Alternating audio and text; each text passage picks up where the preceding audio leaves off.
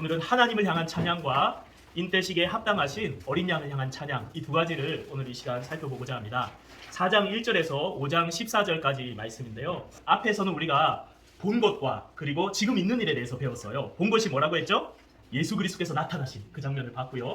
지금 있는 일은 일곱 교회에 지금 벌어지고 있는 것들에 대해서 주님께서 책망하고 위로하는 편지를 쓴 것이 지금 있는 일이었어요. 이제 우리가 살펴볼 일은 장차 될 일입니다. 장차 될 일인데 이 장차 될 일은 크게 세 가지라고 이야기했었죠. 일곱 인재앙, 일곱 나팔재앙, 일곱 대접재앙을 얘기했습니다. 오늘은 특별히 이제 일곱 인재앙을 처음 들어가는 시간인데요. 특별히 일곱 인재앙 중에서도 그 일곱 인재앙과 앞으로 있을 모든 재앙이 이제 시작되는 그 배경과 상황을 오늘 4장 5장을 통해서 먼저 이야기하고 있습니다. 오늘은 이 4장 5장을 그렇게 살펴볼 텐데요. 먼저 보여주신 게 뭐냐면 바로 하나님입니다. 하늘의 하나님과 그리고 인대시기에 합당하신 예수님을 먼저 보여준 후에 그 다음에 인의 심판으로 들어가게 됩니다. 자, 그러면 먼저 4장에 있는 보좌에 앉으신 하나님을 찬양하는 내용에 대해서 먼저 살펴보도록 하겠습니다. 우리 1절 말씀을 같이 한번 읽어볼까요? 1절입니다. 4장 1절 시작. 일 후에 내가 보니 하늘에 열린 문이 있는데 내가 들은 바 처음에 내게 말하던 나팔 소리 같은 그 음성이 이르되 이리로 올라오라. 이후에 마땅히 일어날 일들을 내가 내게 보이리라 하시더라. 아멘. 이 일 후에 일곱 교회에게 편지를 쓰신 후에 일곱 교회를 향해서 주님이 메시지를 주신 후에 일어난 일이라는 거죠. 자, 그런데 이 일 후에라는 표현은 요한계시록에 자주 등장해요. 그것은 장면을 전환할 때, 새로운 사건이 등장할 때 쓰는 요한의 표현입니다. 어떤 일이 일어납니까? 하늘에 열린 문이 다 보이는 거예요. 하늘 문이 열려버린 거예요. 여러분, 여기서 말하는 하늘은 뭘까요? 이 하늘은 하나님이 계시고 천사들이 있고 그리고 구원받은 성도들이 있는 곳이 바로 하늘입니다. 이 하늘의 문이 쫙 열렸어요. 이 하늘이 열린 적이 또 있어요. 성경에. 언제 열렸습니까? 예수님이 세례 받으실 때 하늘이 열리고 내 사랑하는 아들이요 내 기뻐하는 자라 라고 하나님이 말씀하셨죠. 이 하늘이 문이 딱 열려 있는데 왜 열으셨을까요? 그 뒤에 보면 나오죠. 뭐라고 말씀하십니까? 이리로 올라오라. 이리로 올라와라. 하늘 문을 여시고 이리로 올라오라 라고 그렇게 말하는데 나팔 소리 같은 음성, 앞에서도 한번 등장했죠. 예수님의 음성이었죠. 온 이스라엘 진을 울릴 것 같이 크고 웅장한 그 나팔 소리, 신적인 음성이 크게 울리면서 이리로 올라오라 라고 요한에게 말한 것입니다. 그래요. 하나님께서는 이 사도 요한을 하늘로 초청하셨습니다. 그런데 궁금한 게 있죠. 왜 요한을 하늘로 부르셨을까요? 하나님께서 왜 부르셨을 것 같아요? 장차 될 일을 보여주려고, 오늘 본문에 의하면. 그런데 장차 될 일을 보여주는데 올라오라 해서 보여준 내용은 오늘 4장 5장에는 장차 될 일이 아니고 하나님과 어린 양을 보여줍니다. 그걸 먼저 보여줘요. 왜 하나님과 어린 양 예수님을 먼저 보여줬을까요? 자, 우리가 이 요한계시록 역사적인 배경을 이해해야 돼요. 요한계시록은 초대교회 당시에 로마 황제의 박해가 극심했던, 도미티아누스 황제의 박해가 극심했던 때예요. 황제인 내가 주이며 데우스 하나님이다 라고 말하면서 황제를 숭배하게 했고, 황제의 숭배를 하지 않으면은 길드에 들어가서 경제적인 활동을 못하는 현실적인 어려움이 찾아왔고, 심지어는 박해를 당하고 순교도 당하기까지 하는 아주 고난의 상황, 그리고 사도 요한은 심지어 반모라는 섬에 유배되어 있는 그런 심각한 고난과 박해의 상황 속, 이 땅만을 보면 절망할 수밖에 없는 그 상황 속에서 하나님이 하늘 문을 여시고 요한아 이리 올라와라 하면서 하늘을 보여주는 것입니다. 하나님을 보여주시는 거예요. 요한만 올라오라는 것이 아닙니다. 박해당하고 고난당하고 어려운 중에 있는 이 초대교회 성도들도 이 계시록을 읽을 때 요한과 함께 하늘에 있는 그 광경을 보여주셔요. 그들만 보여주십니까? 우리도 보여주시죠. 고난과 어려움과 박해와 여러 가지 살기 힘든 문제들과 상황 속에 있는 이 땅만 보면 답이 안 나오는 우리들에게도 올라오라! 라고 말씀하고 있습니다. 요한과 함께 하늘의 광경을 보여주고 하나님을 보여주고 있어요. 여러분, 그 63빌딩 아시죠? 그 유리 닦는 사람이 있었대요. 얼마나 흔들리겠습니까? 63층에서 유리를 닦으니까. 그래서 어느 목사님이 질문했대요. 무섭지 않습니까? 그 일하는 거? 63층에 매달려서 유리 닦는데 무섭지 않아요? 하니까 그분이 하는 말이 아래를 내려보면 너무 무서운데 하늘을 바라보면 하나도 안 무섭대요. 그게 딱 정답 같아요. 이 땅을 바라보고 세상을 바라보고 지금 상황을 바라보면 답이 안 나오고 두렵고 불안하고 절망적이고 너무 무서운데 하늘을 바라보고 하나님을 바라보면은 그 하나님의 영광을 봐버리면은 이 땅의 것들, 이 땅의 어려움들 능히 이길 수 있는 힘과 위로와 은혜가 우리에게도 주어질 줄로 믿습니다. 그래서 하나님께서 그 고난 가운데 있는 요한을 대표로 불러서 그 요한의 눈을 통해서 보여준 하늘을 초대교회와 우리에게 보여주심을 통해서 하늘을 보게 하시고 하나님과 그리스도를 보게 하심으로써 땅의 모든 두려움을 떨쳐내고 담대하게 하나님의 백성으로 살아가게 하시기 위해서 하나님은 하늘로 요한과 그 요한의 시야를 빌려서 우리를 올라오라 라고 하시는 것입니다. 그러면 하늘로 올라갈 준비가 되셨습니까? 한번 올라가 볼까요? 네, 오늘부터 올라갑니다. 올라간다고 했죠? 네, 2절 읽겠습니다. 시작. 내가 곧 성령에 감동되었더니 보라 하늘의 보좌를 부르고 그 보좌 위에 앉으신 이가 있는데 내가 곧 성령에 감동되었더니 이런 표현이 나오더니 바로 하늘로 가 있어요. 자, 여기 보면 에스겔서 11장 1절 말씀 한번 읽어주시겠습니까? 시작. 그때에 주의 영이 나를 들어 올려서 여호와의 전 동문 곧 동양한 문에 이르시기로 보니. 자, 여기까지. 예, 에스겔 선지자를 하나님께서 저 포로에, 바벨론 포로에 끌려 있는 에스겔 선지자를 성령으로 그를 감동하시고 들어서 예루살렘에 데려가셔서 지금 벌어지고 있는 일을 보여주시는 장면이 바로 에스겔서의 내용이에요. 동일하게 오늘 이 요한계시록에도 성령으로 감동하셔서 요한을 하나님 나라로 옮기시고 그 나라 광경을 보여주시는 것입니다. 자, 거기서 제일 처음으로 본 장면이 무엇입니까? 하늘에 보좌가 베풀었고 그 보좌 위에 앉으신 이가 있는데, 여기서 베풀다라는 말이 헬라어로 케이마인데 놓여있다라는 거예요. 네, 놓여있다.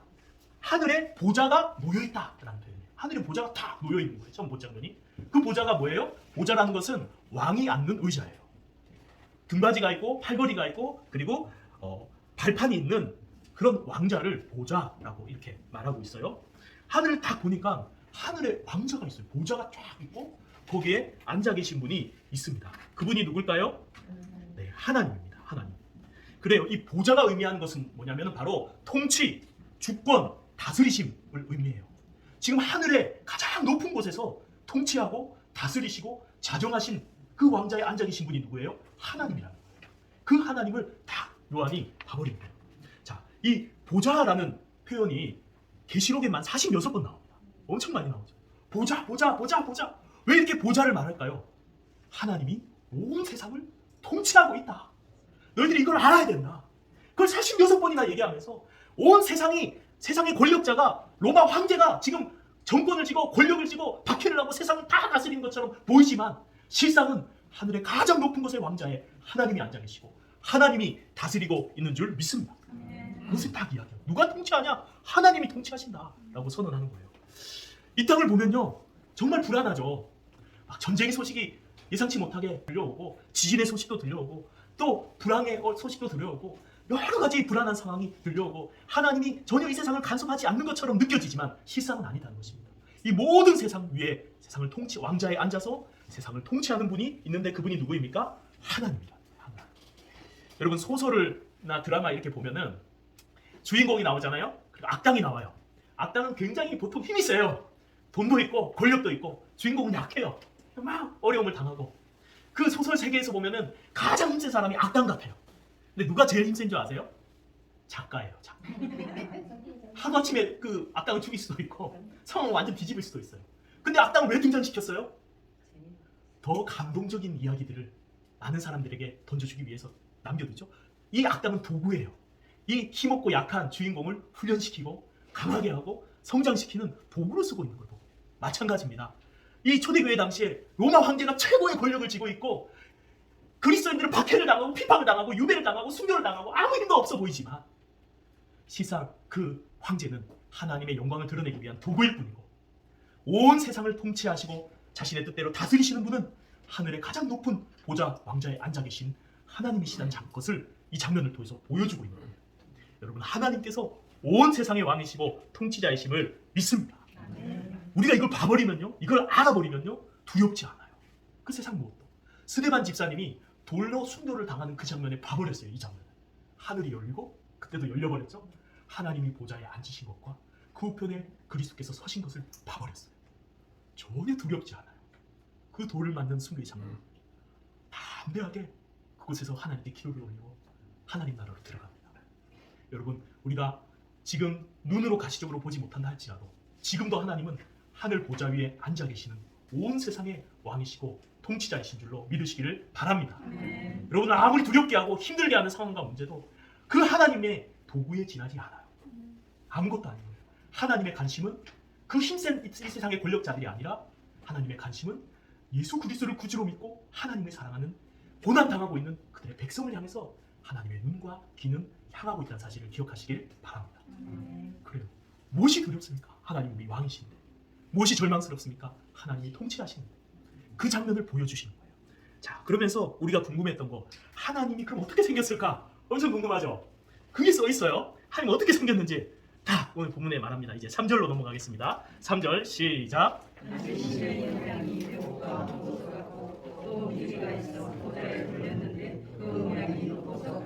네, 이 하늘의 장면을 이야기하기 전에 제가 미리 설명을 드릴 게 있어요. 뭐냐면 하나님 나라도 실제 있고 하나님도 실제 계시고 어린 양 그리스도도 실제 계시고 그리고 천사들도 하나님의 성도들도 실제 있어요.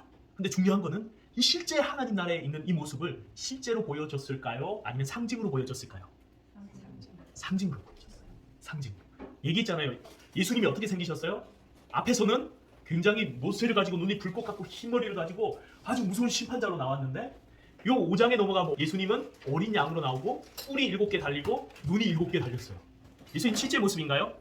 아니에요. 지금 상징적으로 예수님이 어떤 분인가? 하나님도요 우리의 언어로 다 담아낼 수 없는 분이에요. 하나님이 그리거나 만들거나 담아내는 순간 그것은 하나님의 영광을 모독하는 행위가 돼요. 그래서 아무 형상도 만들지 못하게 하셨어요. 자, 그런 것을 감안하고 하나님의 모습도 상징으로 보여주고 우리에게 교훈이 딱 되도록 이렇게 상징으로 보여주고 계세요. 자, 그럼 하나님은 어떤 상징으로 나타났나요? 앉으심이 하나님이죠. 3절에 모양이 벽옥과 홍보석 같고, 현대에 말하는 벽옥은 옥이에요. 불투명하고 주황색, 흰색이 막 섞여 있는 이런 옥을 벽옥이라는데 이 요한이 말했던 당시의 벽옥은 다른 것 같아요. 계시록 21장 12절을 볼까요? 다 같이 읽겠습니다. 시작. 하나님의 영광이 있어 그 성의 빛이 지극히 귀한 보석 같고 벽옥과 수정같이 맑더라. 아, 벽옥과 수정이 어떻게 표현돼요? 맑다. 투명하고 맑다라는 거예요. 그럼 이 성경에 말하는 이 벽옥이 지금 벽옥은 아니죠. 투명하고 맑았어요. 그래서 어떤 학자들은 다이아몬드였을 거다라고 말하는 학자들도 있어요. 뭔지 정확히 알 수 없지만 아무튼 투명하고 귀하고 빛나고 맑은 그런 보석으로 하나님의 영광을 묘사하고 있고요. 또 하나는 홍보석입니다. 이 홍보석은 당시 가장 귀하고 빛나는 붉은색을 띠는 투명한 보석인데 이 보석은 흉배, 제사장 흉배 아세요? 거기 들어갔던 보석이고 새 예루살렘을 묘사할 때 나타나는 보석이에요. 하나님의 영광을 나타내죠, 둘 다. 그런데 하나님 자체를 나타냈어도 이 홍보석으로 묘사하고 있어요. 붉고 투명하고 빛나는 반짝거리는 보석. 그래서 어떤 학자들은 이건 루비일 거다 이렇게까지 이야기하는데 그렇습니다. 이 땅에서 가장 아름답고 가장 영광스럽고 찬란한 그 보석의 이미지를 빌려서 하나님의 영광을 우리에게 찬란한 빛이 나는 그 영광스러운 하나님의 영광을 묘사하고 있는 거예요. 그 이상은 안 가르쳐주세요. 이걸 통해서 알 수 있는 게 하나님은 영광스러운 분이시구나. 마치 다이아몬드와 루비가 반짝거리면서 가장 이 세상에서 아름다운 보석처럼 보이는 것 같이 하나님은 참으로 영광스러운 분이시구나. 그 영광 중에 계신 분이구나 라는 것을 우리가 이해할 수 있습니다. 자, 그리고 또 어떤 하나님에 대한 설명이 있습니까? 무지개가 있대요. 무지개가 보좌를 둘렀대요. 무지개가 있어서. 자, 무지개가 성경에 또 어디 나오죠? 네, 맞아요. 홍수, 노아 방주. 그게 뭐예요? 언약의 표징이죠. 증거죠. 다시는 물로 심판하지 않겠다라는 하나님 언약의 증거예요. 이걸 보여주신 이유는 어린 양이신 그리스도를 통해서 맺은 새 언약에 대해서 하나님이 신실히 지키시고 우리를 구원하신다는 증표로 보여주시는 거예요. 자, 그런데 그 무지개가 또 다른 묘사가 하나 붙었어요. 그 무지개가 어떤 모양이에요? 그 모양이 녹보석 같더라 이렇게 돼 있어요. 이 녹보석도 그 새 예루살렘과 흉배에 붙어있는 보석, 가장 귀한 보석 중에 하나예요. 그처럼 하나님의 신실한 언약조차도 하나님의 영광과 위엄이 그 언약 가운데 나타나 있고 하나님은 그 영광과 위엄 중에 자신의 구원의 언약을 지키시는 분이다라는 것을 그러한 모습, 상징적인 모습을 통해서 보여주고 있는 것입니다. 자, 그러면 그 하나님의 보좌를 살펴봤는데 그 보좌 주위에는 어떤 모습이 펼쳐질까요? 우리 4절을 읽겠습니다. 시작. 또 보좌에 불려 24보좌들이 있고 그 보좌들 위에 24장로들이 있고 거기에 금관을 쓰고 앉았더라. 네, 24장로들이 나와요. 자, 보좌가 예수 하나님의 보좌가 딱 있고 거기에 둘러서 24개의 보좌가 쫙 있어요. 거기에 24장로들이 앉아 있어요. 자, 이 장로들 누굴까요, 도대체? 이 장로들 어떤 분은 목사님 보세요. 천국에는 목사님 없고 장로님만 있잖아요. 이런 분도 있다고 해요. 네. 그런 의미가 아니고 요한도 장로라고 불렀죠. 네. 그런 의미가 아니고 이 장로라는 표현은 백성의 어른이에요. 어떤 백성이에요? 하나님 백성의 대표가 되는 사람들이 24장로들인데 여기는 두 학설이 있어요. 하나는 천사들일 것이다 라고 말하는 학자들이 있고 또 하나는 바로 신구약 성도를 대표하는 사람들일 것이다 라는 두 가지 학설이 있어요. 그런데 저는 후자가 옳다고 생각합니다. 왜냐하면 이 보좌에 앉은 24 장로들의 복장을 보세요. 오늘 본문에 보좌에 앉았고 또 뭐예요? 흰옷을 입고 금관을 쓰고 있어요. 보좌, 흰옷, 금관은 앞에서 하나님이 이기는 자에게, 이기는 하는 백성에게 주시기로 한 약속이에요. 이것들을 볼 때 아마 하나님의 백성의 대표들이 맞다라고 보는 것이 옳을 것 같아요. 그럼 도대체 24는 어디서 온 거예요, 목사님? 이런 이야기가 나올 수 있는데 성경의 구약의 이미지를 가져왔다고 했죠. 우리 밑에 역대상 24장 7절 그리고 18절 19절을 읽어보겠습니다. 시작. 첫째로 제비 뽑힌 자는 요야립이요, 둘째는 여디야요, 23째는 들라야요, 24째는 마아시야요. 이와 같은 직무에 따라 여호와의 성전에 들어가서 그의 아버지 아론을 도왔으니 이는 이스라엘의 하나님 여호와께서 명하신 그레더라. 아멘. 네, 이건 24명의 제사장을 말해요. 성전에서 차례를 따라 돌아가면서 하나님 가까이에서 백성을 대표해서 하나님을 섬겼던 24명의 단차를 따라 움직였던 제사장들, 구약에 나온 이야기예요. 이 이미지를 가지고 와서 표현을 했어요. 자, 그렇다면 24가 가진 의미가 뭘까요? 학자들은 구약의 12지파와 신약의 12사도, 그 수를 합쳐서 구약과 신약의 하나님의 백성을 의미하는 수로 보고 있습니다. 그 백성을, 신구약의 하나님 백성을 대표하는 사람들이 24 장로들이다라고 이렇게 보고 있죠. 그런데 그들이 입고 있는 흰옷 그리고 금관은 무슨 뜻일까요? 이 흰옷은 예수님의 보혈로 정결하게 씻음 받은 자들이고, 그리고 금관은 이기는 자들에게 주는 것이기 때문에 그들이 끝까지 믿음을 지키고 이긴 자들임을 알 수 있습니다. 자, 그리고 보좌는 그리스도와 더불어 왕노하리라 라는 하나님의 약속이 성취되어진 것을 우리가 알 수가 있죠. 어떤 학자들은요, 또 이 24장로가 그냥 실제적 인물이 아니라 상징적으로만 쓰였다라고 말하는 학자들이 있는데, 저는 실제적으로 쓰였다라는 또 학자들도 있어요. 저는 이 실제적으로 쓰였다가 맞는 것 같아요. 왜냐하면 뒤에 가면 이 장로 중에 한 명이 요한에게 상황을 설명하고 해설을 합니다. 실제 인물로 등장하고 있어요. 자, 이렇게 24 장로가 하나님의 보좌에 둘러 있어요.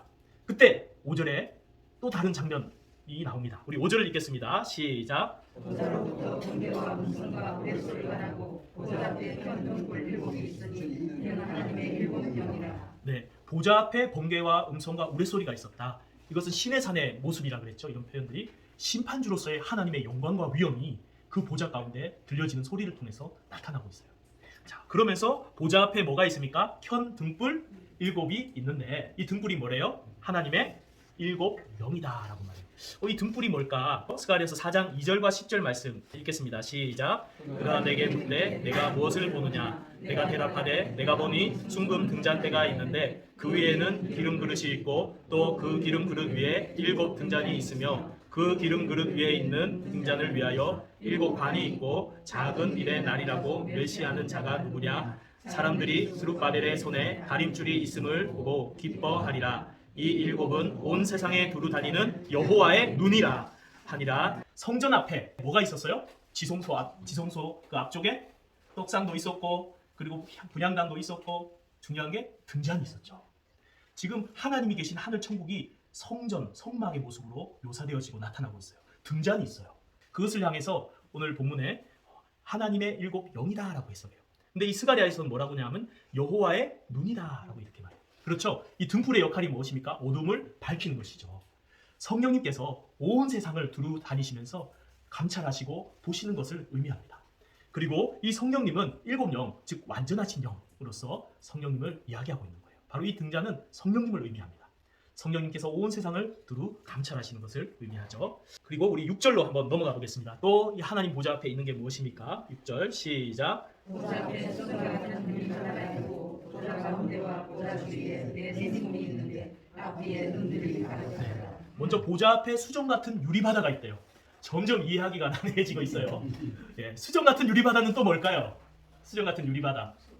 자, 성전의 이미지로 그려내고 있다고 했죠. 구약의 이미지를 가지고 와요. 구약의 성전 앞에 뭐가 있었어요? 높바다가 있었죠. 커다란 소들이 등에 짊어지고 있는 물이 담긴 높바다가 있고, 성막 앞에서는 물두멍이 있었죠. 자, 이 장면을 묘사하면서 하늘에 있는 유리바다라 이렇게 말하고 있습니다. 자, 하늘 성전에는 유리바다가 있대요. 이 땅에 높바다가 있듯이. 자, 이것은 무슨 뜻이냐면 창세기 1장 7절에 보면은 궁창 위의 물과 궁창 아래 물로 나뉘는 장면 기억하십니까? 물이 궁창은 하늘의 공간이죠. 그 위에 있는 물과 아래 물이 나뉘는데 유대인들은 이 궁창 위에 있는 물을 바로 하늘에 있는 바다다 이렇게 생각을 했다고 합니다. 그래서 에스겔서에 보면 그 유대인들의 이해를 따라서 하나님이 이런 표현을 써요. 에스겔서 1장 22절에 보면 시작 그 생물의 머리 위에는 수정 같은 궁창의 형상이 있어 보기에 두려운데 그들의 머리 위에 펼쳐져 있고 네. 머리 위에 수정 같은 궁창의 형상이 있다라고 하면서 하늘에 있는 수정 같은 바다를 묘사하고 있는 것이 에스겔의 내용입니다. 이것이 의미하는 것이 무엇일까요? 하나님의 영광을 반사하고 빛내고 그리고 인간이 죄인이 함부로 근접하고 접근할 수 없는 경계선과 하나님의 초월성과 거룩하심과 위엄을 드러내는 것이 바로 수정같이 빛나는 이 바다입니다. 자, 그러면서 이제 하나님의 보좌 주위에 마치 수행원같이 가까이 있는 천사들의 모습이 나와요. 6절 하반절에 보면 보좌 가운데 보좌 주위에 네 생물이 있다 이랬는데 이 말은 보좌 앞에 보좌 좌우 옆에 뒤쪽에 네 생물이 있었다라는 말이에요. 이 생물들에는 앞뒤로 무엇이 가득했습니까? 눈이 가득했어요. 그것은 그들이 하나님의 명령을 수행하는 자들이거든요. 가장 가까이에서 하나님의 명령을 수행하고 하나님의 심판을 수행하고 하나님을 찬양하는 역할을 맡았던 것이 이 네 생물로 이야기되는 천사들입니다. 자, 그들이 하나님의 명령을 수행하기 위해서 온 세상을 감찰하고 있죠. 그러면서 그 네 생물의 모양이 아주 독특합니다. 어떻게 생겼습니까? 자, 7절 읽겠습니다. 시작. 그 첫째 생물은 사 같고 그 둘째 생물은 송아지 같고 그 셋째 생물은 하늘이 가루 같고 그 넷째 생물은 날아가는 독수리 같은데 네, 네 생물이 있는데 얼굴이 다 달라요. 한 명은 사자, 한 명은 송아지, 한 명은 사람, 한 명은 독수리. 도대체 이게 무슨 의미를 가지고 있을까요? 궁금해지시죠? 네, 에스겔서에 이런 장면이 있는 게 기억나십니까? 에스겔서 1장 10절에 보면 이 비슷한 장면이 나옵니다. 읽겠습니다. 시작. 그 얼굴들의 모양은 넷째 앞에 사자의 얼굴이요 넷째 오른쪽은 사자의 얼굴이요 넷째 왼쪽은 소의 얼굴이요 넷째 뒤는 독수리의 얼굴이요. 네, 이 에스겔서의 장면은 뭐냐면 이 에스겔서에도 네 생물이 나타나요. 기억나세요? 그런데 이 에스겔서에 나온 생물은 얼굴이 네 개예요. 방금 말한 얼굴이 네 개 다 있어요. 근데 요한계시록은 똑같이 네 생물인데 각각 있죠. 이런 차이는 있지만 나타난 얼굴은 똑같아요. 자, 가지는 의미도 같아요. 근데 이 에스겔서에 나타난 생물은 언제 나타난지 기억나십니까? 1장이라고 돼 있죠. 이 위치가 에스겔을 소명할 때 하나님이 영광과 위엄 중에 임재하세요. 에스겔에게. 그때 나타나 본 것이 네 생물인데 거기서 하나님이 무슨 말을 하냐면 이스라엘 백성이 회개하지 않으면 멸망할 것이고 예루살렘이 심판할 것에 대해서 말해요. 하나님의 심판의 메시지를 던지는 순간에 이 생물들의 모습을 에스겔서에 담아서 보여주고 있어요. 이것은 뭐냐면 하나님의 심판을 명령이 떨어지면 그 심판을 수행하는 자들로서 하나님의 심판이 어떤 성격인지를 천사들을 통해서 보여주고 있는 거예요. 이 얼굴을 통해서 보여주고 있어요. 사자는 강하고 이기는 자입니다. 하나님의 심판을 피할 수 없어요. 이길 자가 없어요. 소는 우직하고 충직한 동물입니다. 하나님은 반드시 끝까지 그 심판을 이루어 가시고 완성하신다는 거예요. 사람의 얼굴은 지혜를 말합니다. 하나님의 공의와 의를 따라서 불의한 모든 이들 심판하실 것을 말합니다. 독수리는 빠르고 신속한 것을 말해요. 하나님의 심판은 빠르고 신속해서 누구도 피할 수 없는 심판입니다. 그 심판의 성격을 에스겔서에 보여주고 있고 그 이미지를 요한계시록을 통해서 하나님이 다시 한번 보여주고 있어요. 지금 계시록의 내용은 뭐죠? 장차 될 일이죠. 앞으로 일어날 심판을 말하기 전에 그 천사들을 통해서 하나님의 심판이 어떠한가를 보여주고 계신 거예요. 그럼 8절 내용을 한번 볼까요? 8절입니다. 시작. 네 생물은 각각 6날개를 가졌고 그 왕과 주위에는 눈들이 가득하다. 그들이 광야짖지 않고 이르기를 거룩하다 거룩하다 거룩하다 주 하나님 곧 전능하신 이여 전에도 계셨고 이제도 계시고 장차 오시리시라 하고. 네, 여기 보니까는 날개를 가졌는데 날개 안팎에도 눈이 가득해. 날개 안에 무엇입니까? 하나님의 심판의 대행자로서 온 세상을 감찰하고 날개는 신속하게 그 심판을 시행해 갈 것을 보여주고 있는 그런 모습입니다. 어떤 사람은요, 이 천국에 보여주는 이 천사들과 장면을 진짜 그림으로 그렸어요. 그리고 보니까 어떡해요? 완전 무서워. 앞에도 눈 있고 날개에도 눈 있고 막 엄청 무서워. 사람 얼굴이 아니고 막 그렇죠? 그런데 이게 아까도 말했지만 실제 모습이 아니라 하나님의 심판의 메시지를 담은 상징적인 모습으로 보여주고 있다는 사실을 우리가 기억해야 해요. 그래서 실제 그릴 필요가 없습니다. 네, 그 의미를 아는 게 더 중요해요. 자, 그런데 그 뒤에 이 천사들이 하는 말이 뭐예요? 밤낮 쉬지 않고 이르기를 거룩하다 거룩하다 주 하나님 전능하시니여 전에도 계셨고 이제도 계시고 장차 오시리라 하고. 이 장면 어디서 많이 보시지 않았어요? 이사야서 6장. 주께서 높은 보좌에 앉으셨는데 그 못자락은 성전에 가득하도다. 거룩하다 만군의 여호와. 그 찬양 기억나십니까? 에스겔에서 바로 6장 2절 3절의 말씀이에요. 그거 똑같이 하고 있는 거예요. 지금 거룩하다 하나님을 찬양하고 있어요. 하늘의 가장 존귀한 천사들이. 그러면서 뭐라고 말합니까? 세 가지를 찬양해요. 그 다음에 거룩하신 하나님, 그 다음에 뭐예요? 전능하신 하나님, 그 다음에 이전에도 계셨고 이제도 계시고 장차 오시리 영원하신 하나님. 하나님 거룩하시며 전능하시며 영원하신 분이 누구신가? 바로 하나님이십니다. 라면서 천사들이 지금 찬양을 하고 있는 것입니다. 여러분, 세상에 그 대단한 로마 황제들이 최고의 권력을 가지고 영원히 통치할 것 같지만 그 사람들은 다 죽었어요. 그런데 하나님은 영원하시고 거룩하시고 모든 것을 하실 수 있는 전능하신 분이십니다 라고 고백하면서 천사들이 지금 찬양을 올려드리고 있는 것입니다. 자, 이때에 가만히 있을 수 없죠. 천사들이 그 하나님을 찬양하는 그 영광스러운 장면에 24장로들도 그 찬양이 끝나자마자 이어서 화답하듯이 찬양을 합니다.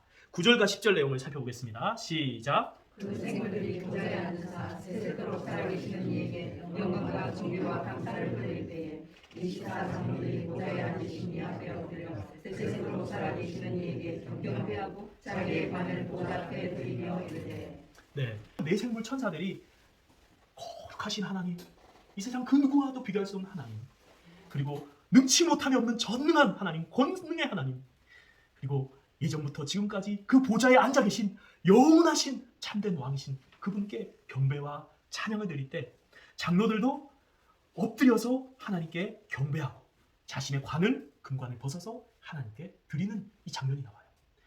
이 관을 벗어서 드리는 거 무슨 뜻일까요? 당시 로마 황제가 많은 왕들을 거느리고 있었어요. 점령한 그 점령지에. 그 왕들이 황제한테 와서 최고의 황제를 향한 충성과 그리고 황제를 칭송하는 것이 뭐냐면 자기 왕관을 벗어서 황제 앞에 놓는 거였어요. 그것은 당신이 진짜 왕이십니다. 당신께만 복종하겠습니다 라는 표였어요. 그 장면을 하나님께서 천상에서 보여주면서 영원하신 왕, 거룩하신 왕, 전능하신 참 왕이신 하나님께 찬양에 이어서 이 존귀한 24장로들이 금관을 벗어서 하나님께 경배하며 놓는 것을 통해서 참으로 찬양과 영광을 받으실 참된 왕은 이 땅에 최고의 권력이 있는 것 같아 보이는 로마 황제가 아니라 바로 하늘 보좌에 앉으신 우리 하나님 아버지시다 라고 알려주고 있는 줄 믿습니다. 초대교회 성도들에게 그걸 보여주고 오늘 우리에게도 그걸 보여주고 있는 거예요. 하늘의 최고의 예배를 보여주고 있는 거예요. 자, 그러면서 그 24장로들이 어떻게 찬양을 고백합니까? 11절을 읽겠습니다. 시작. 우리 주 하나님이여 영광과 존귀와 권능을 받으시는 것이 합당하오니 주께서 만물을 지으시니라. 만물이 주의 뜻대로 있었고 또 지으심을 받았나이다. 네, 우리 주 하나님이요. 로마 황제는 본인을 향해서 주라고, 데오스, 하나님 신 같은 뜻이거든요. 데오스라고 불러라, 큐리오스라고 불러라, 헬라어로 주라 불러라, 데오스라고 불러라 말하는데 지금 이 장로들은 누가 주님이라고, 누가 하나님이라고 해요? 여호와 그분이 우리 주님이시고 하나님이라고 고백하면서 영광과 존귀와 권능을 받으시는 것이 합당하십니다 라고 말하면서 하나님이 어떤 분이라고 말해요? 만물을 지으신지, 만물이 주의 뜻대로 있었고 지으심을 받았나이다. 창조주 하나님을 찬양하고 있어요. 하나님은 온 세상을 창조하시고 그것의 주인이 되시며 다스리시는 분이시며 영광과 존귀와 권능을 받기에 합당하십니다 라면서 하나님만을 찬양하고 있어요. 그래요. 이것을 통해서 또 똑같이 보여주고 있어요. 황제가 찬양받을 자가 아니라 바로 하나님이 찬양받으실 분이다 라고 고백하고 있는 것입니다. 사랑하는 성도님들, 고난과 박해와 환란이 있는 이 상황 속에서 하나님께서 요한을 통해서 초대교회 성도들에게 또 우리에게 하늘의 보좌와 그리고 거룩하고 영원하시고 전능하시며 창조주이신 그 하나님을 존귀한 내생물과 존귀한 24장로가 엎드려 경배하고 예배드리는 장면을 우리에게 보여주심을 통해서 이 땅의 고난과 환란과 그들의 권력을, 우리 삶의 문제와 어려움과 여러 가지 역경들을 두려워하지 말아라. 하나님만이 온 세상의 통치자시다 라고 선언하고 있는 줄 믿습니다. 그래요. 우리가 고난과 두려움과 문제와 어려움이 있을 때 우리가 해야 될 것이 무엇입니까? 바로 하늘을 바라보는 것인 줄 믿습니다. 보좌에 앉으신 하나님을 바라보는 것인 줄로 믿습니다. 전능하시고 그리고 창조주이신 그 하나님을 바라보는 것인 줄 믿습니다. 그리고 그 하나님께 예배하고 경배하는 것인 줄 믿습니다. 그때 우리 가운데 있는 모든 불안과 두려움은 사라지고 우리 안에 세상을 이길 수 있는 참된 위로와 힘을 얻게 될 줄로 믿습니다. 여러분, 엘리사가 아람 군대가 엘리사를 잡으러 와서 딱 둘러쌌잖아요. 포위했잖아요. 그리고 그때 엘리사의 종 게하시는 두려워가지고 어떻게 합니까? 주여 어떻게 합니까? 하고 엘리사에게 불안해하는데 하나님 이 게하시의 종의 눈을 열어주십시오. 그래서 딱 열어줬을 때 펼쳐진 장면이 뭐예요? 그렇죠. 아람 군대하고는 비교도 안 되는 하나님의 불발과 불병거 군대들이 온 산을 둘러있는 거예요. 그게 실제적인 영적인 장면이었던 거예요.